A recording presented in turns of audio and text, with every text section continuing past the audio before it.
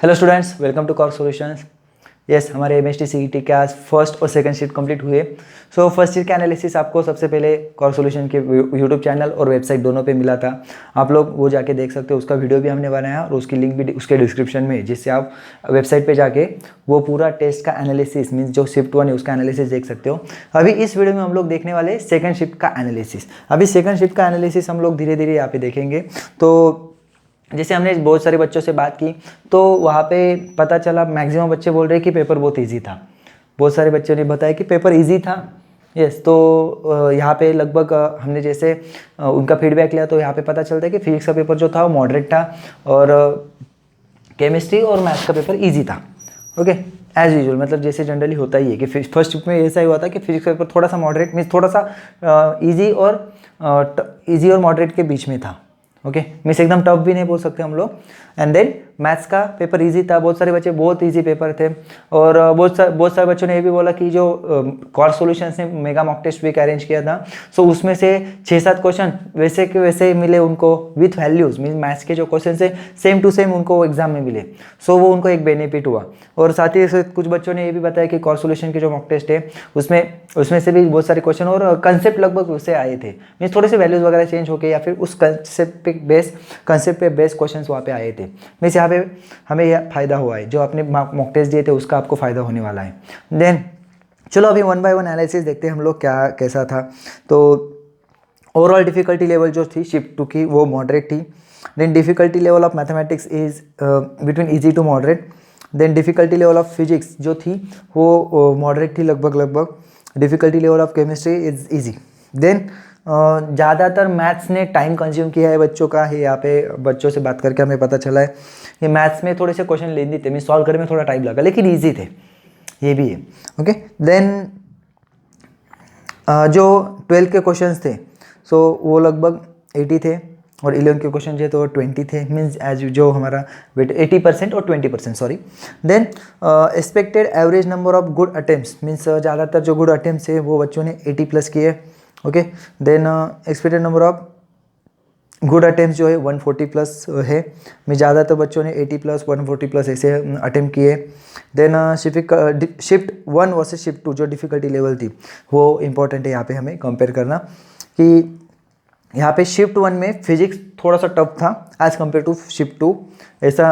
और उसमें मैथ्स जो थे, मैथ्स और केमिस्ट्री दोनों में लगभग इजी था, इजी मॉडरेट के बीच में था। मीन्स फिजिक्स जो है शिफ्ट 1 में थोड़ा सा डिफिकल्ट था एज कम्पेयर टू शिफ्ट 2, लेकिन उसको भी हम लोग मॉडरेट ही बोल रहे हैं बच्चों के मीन्स बच्चों के फीडबैक से, जहाँ पे हमने बताया कि ये पूरा जो है बच्चों के फीडबैक से हमने बनाया। देन चलो डिफिकल्टी लेवल ऑफ मैथमेटिक्स हम लोग देखते हैं। इजी क्वेश्चंस जो थे उसमें लगभग 30 थे।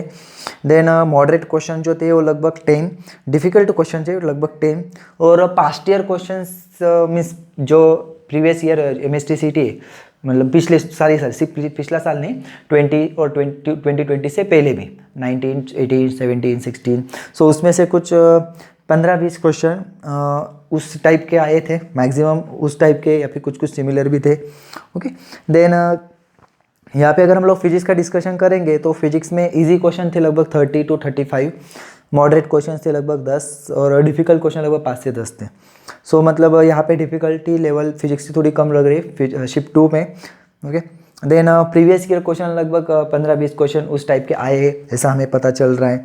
तो अभी यहाँ पे कुछ मेमोरी बेस मीन्स बच्चों को जितना याद था उसके बेसिस पे हमने कुछ यहाँ पे क्वेश्चंस को सॉर्ट आउट किया है। तो यहाँ पे पता चल रहा है कि मैथ्स में इंटीग्रेशन के क्वेश्चन थोड़े ज़्यादा थे ऐसे बच्चों का कहना था। तो उसमें इंटीग्रेशन, डेफिनेट इंटीग्रल और एप्लीकेशन ऑफ इंटीग्रेशन के बेसिस पे हो सकते हैं, ऐसा हम लोग यहाँ पे बोल रहे हैं। तो लगभग 8 से 10 क्वेश्चन थे ऐसा लग रहा है। सो हो सकते हैं यहाँ पे 7 से 8, 8 से 10, 8 से 9 क्वेश्चन हो सकते। देन डेरिवेटिव के क्वेश्चन थे 5 से 6, डिफरेंशियल इक्वेशन के क्वेश्चन 4 से 5, देन वेक्टर्स के क्वेश्चन थे 3-4, लाइन और प्लेन के 3-4 question, pair of straight lines के 2 से 3 क्वेश्चन, लॉजिक के 2 क्वेश्चन थे यहाँ पे। इस बच्चों ने लॉजिक के भी क्वेश्चन बहुत इजी थे।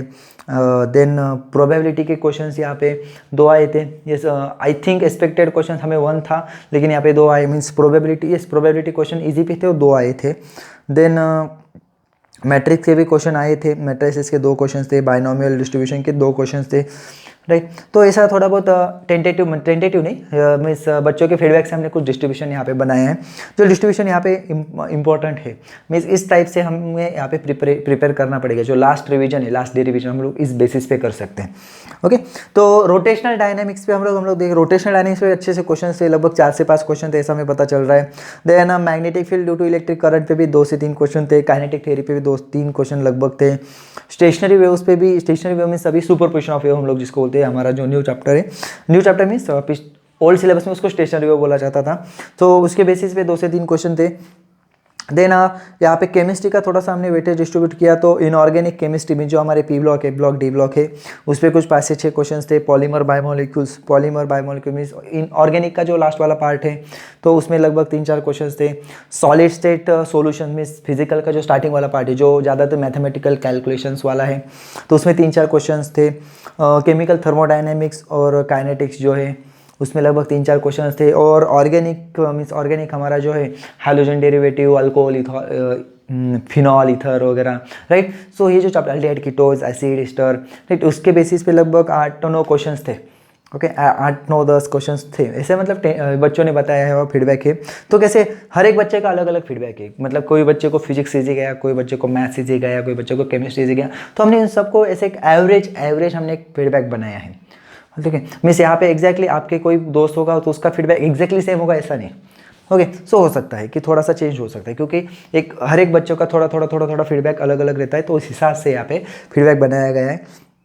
तो अगर आपको ये सारा फीडबैक जो है, ये फीडबैक अगर आपको मीन्स जो मेमोरी बेस्ड क्वेश्चन है, मेमोरी बेस्ड क्वेश्चन अगर आपको चाहिए तो आप यहाँ पे कॉर सॉल्यूशंस की वेबसाइट या फिर उसकी लिंक डिस्क्रिप्शन में दी गई, उस लिंक पे जाइए और एक थोड़ी देर में उसको रिफ्रेश कीजिए, क्योंकि जैसे जैसे हमें क्वेश्चंस मिल रहे हैं हम लोग क्वेश्चन वहाँ पे अपडेट कर रहे हैं हमारे पेज पे।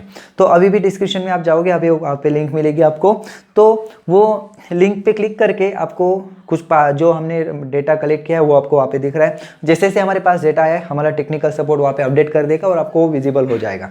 देन यहाँ पे और एक इम्पॉर्टेंट न्यूज़ हमें मिली है कि एडमिट कार्ड जो है पीसीबी के वो आ चुके हैं और 26 से एग्जाम स्टार्ट हो रही है। मीन्स फिजिक्स, केमिस्ट्री, बायो वाले जो स्टूडेंट्स हैं उन्होंने भी ये जो शिफ्ट 1, शिफ्ट 2 या फिर आगे भी कुछ एनालिसिस हमें मिलेंगे आगे के शिफ्ट्स के, तो उनका एनालिसिस करके अभी जो आपकी रिवीजन है वो अच्छे से कर रही है, क्योंकि 26 से हमारे एग्जाम स्टार्ट हो रही है।